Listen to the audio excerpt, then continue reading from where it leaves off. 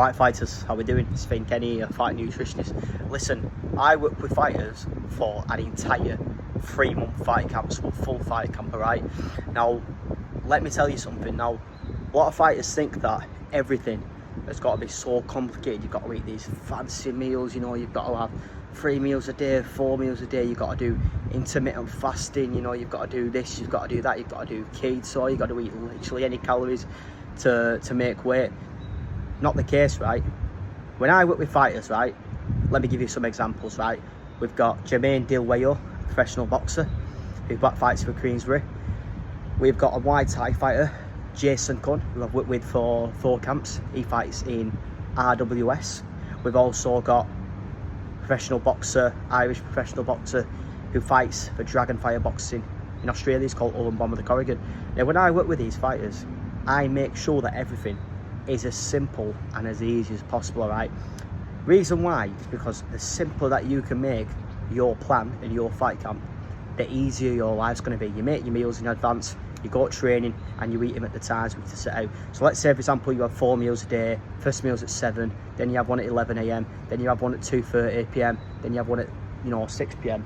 What you've got to understand is that if you keep it the same like that, let's say, for example, the breakfast is Biscoff oats, the dinner is peri-peri chicken and rice with broccoli, the pre-training meal is a Biscoff bagel, the meal after training is, I don't know, chicken tomato pasta with red peppers, cauliflower and carrots, right?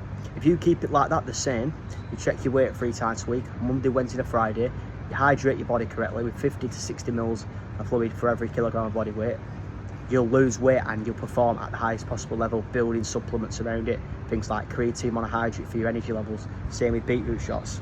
Obviously, whey protein is really good if you wanted to substitute it on the side and increase your protein levels. But the simpler that you keep things and the better your structure is like this, all you've got to really do is change it the week before the fight.